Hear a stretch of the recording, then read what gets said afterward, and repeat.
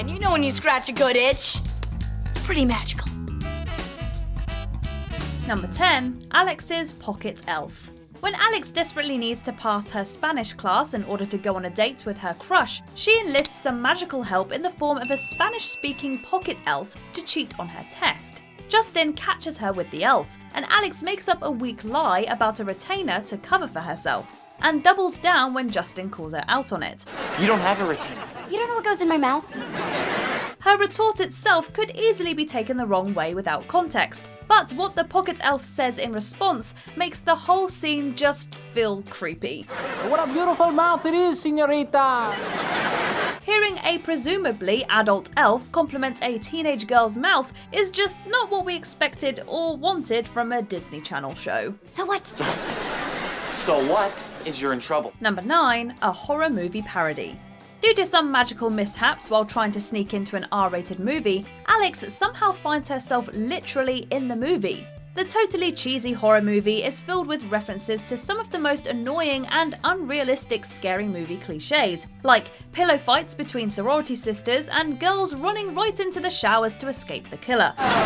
Screaming and running towards the masked villain is probably the worst way to stay away from the masked villain. Right.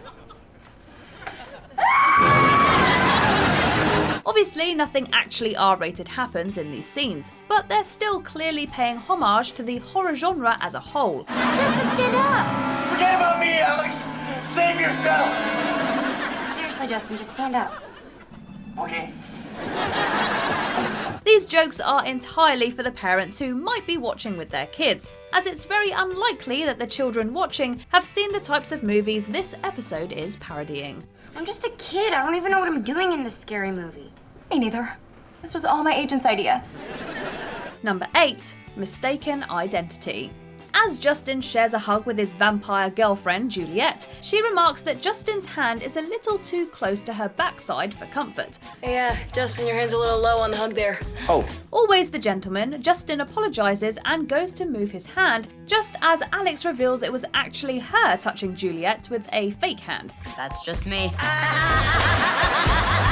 It's very odd to see a joke involving that sort of touching on a Disney show, but it's reassuring to see how respectful Justin was in the situation. As for Alex's reasons for making the joke in the first place, after an entire episode of Alex admiring and complimenting Justin's cool new girlfriend, it almost seems like Alex might even have a crush on the friendly vampire. You're awesome. And I don't say that to any of my brother's girlfriends. If that's the case, then that would have been pretty progressive for Disney at the time. Number 7. Justin and Juliet in separate rooms. When Justin asks his dad if he can join Juliet on her family vacation, Jerry Russo is very agreeable to the idea, much to Justin's surprise. Sounds like fun. Juliet's a sweet girl. Stop yelling at me, I get it! Of course, even wizard fathers aren't immune to a good dad joke, and Jerry comes up with a pretty corny one about the two teenagers' sleeping arrangements. Justin, I'm giving you my permission to go away with your vampire girlfriend. As long as you're hanging upside down in separate rooms. Obviously, this means he doesn't trust Justin and Juliet to sleep in the same room together, and most parents of teenagers would probably feel the same way.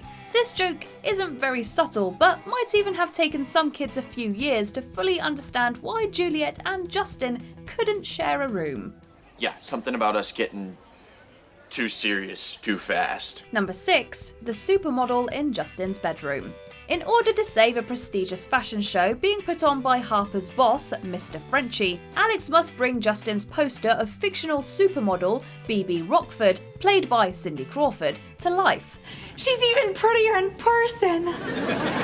Thanks for taking me off your brother's wall. I mean, he was always staring at me. Rockford makes a few pointed remarks about how often Justin stares at her poster, leading us to wonder what exactly he's thinking about while he's staring. Later, when BB runs into Zeke and Justin and explains she came out of Justin's room, Zeke proudly high-fives Justin, assuming that she and Justin somehow knew each other. All right, Justin! My room, sweet! Like many teenage boys, Zeke only had one thing on his mind at that moment, and it certainly wasn't a magical copier that brings posters to life. I'd be okay if the world ended right now. Number 5. Dangerous Pants. A season 2 episode of this series introduces the magic Smarty Pants, which grant the wearer basically unlimited knowledge of the universe, though not without some serious side effects. Headache, nausea, rash, chronic giggling, belly button bubbles, say it don't spray it disease, tongue reversal, ear gas, sweaty knees, Picasso face, problems with the bowel. The Smarty Pants appear again in the series finale, when Zeke finds them in the wizard lair and Harper advises him not to touch them. Zeke doesn't understand why a seemingly harmless pair of pants could be so dangerous, giving us a totally questionable one-liner. How could they be dangerous? They don't even have a zipper. Of course, in Zeke's mind, the only dangerous part of wearing pants is the possibility of taking them off, depending on the situation, of course. This could have been an innocent moment of ditziness for Zeke, but something about the audience laughter makes this definitely feel like a sneaky innuendo. Did you guys hear that? She said it's all on her. I'm totally in the clear. Number 4. Lincoln Tunnel Tuna.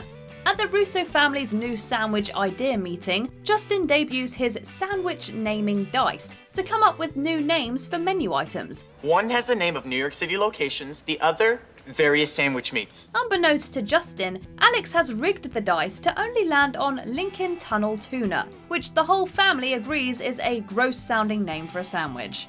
Apparently, there's a rumour that this was a nickname for sex workers who used to work in that area. Though the rumour is unverified, it's just plausible enough to make this joke one to make parents do a double take. If we saw that sandwich on a menu, we'd definitely skip it in favour of something that sounds more appetising. That's the beauty of the sandwich naming dice. If you don't like it, you just roll again. Number 3. The Space Rocket. When Alex and Justin both win a contest to become the writer and illustrator for one of Justin's favourite comic books, they pitch story ideas to each other for their first issue. Crime-fighting farmer in space. Really? Yes, really. Read some back issues. Alex wants to shake things up. Her story idea for the titular Captain Jim Bob Sherwood hints more at the blue in Wild Blue Yonder. Here's Captain Jim Bob enjoying a taco. While the girl pirates, see the pretty one has a peg leg, only her, are checking out his space rocket. Judging by the wording of Alex's story, along with the accompanying laugh track, this is definitely an innuendos the writers snuck in.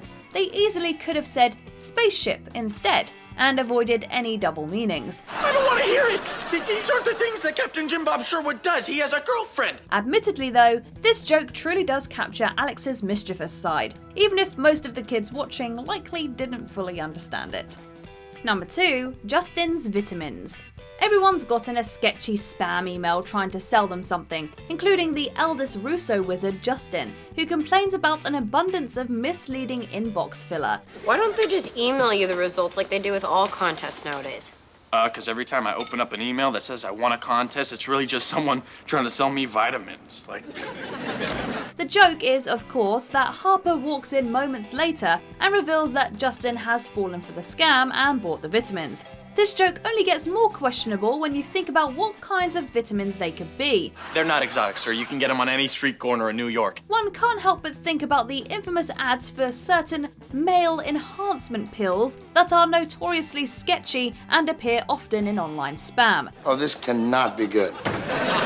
Could those be the kind of vitamins Justin was shopping for? His embarrassed face certainly makes it seem very plausible. Number 1. Back scratching innuendo. I need this for when your mom pretends to be asleep and won't scratch my back. When Jerry sees that Max has borrowed his back scratcher, it sets off an argument between Teresa and Jerry over back scratching. That sounds like it could easily be about something else entirely. Jerry complains Teresa is always pretending to be asleep to avoid scratching his back, and Teresa is quick to argue back with her own reasoning. Well, I would, honey, if you'd return the favor, but you're all like, done. Their conversation is almost word for word the kind of classic sitcom dialogue between married couples that are unsatisfied in their sex lives, just with one obvious difference. This was definitely a joke just for parents, but now that the kids who watched this show are old enough to get the joke, they'll probably never look at back scratching the same way again. Dad, come on. You know when you scratch a good itch. It's pretty magical. Did you enjoy this video? Check out these other clips from WatchMojo, and be sure to subscribe and ring the bell to be notified about our latest videos.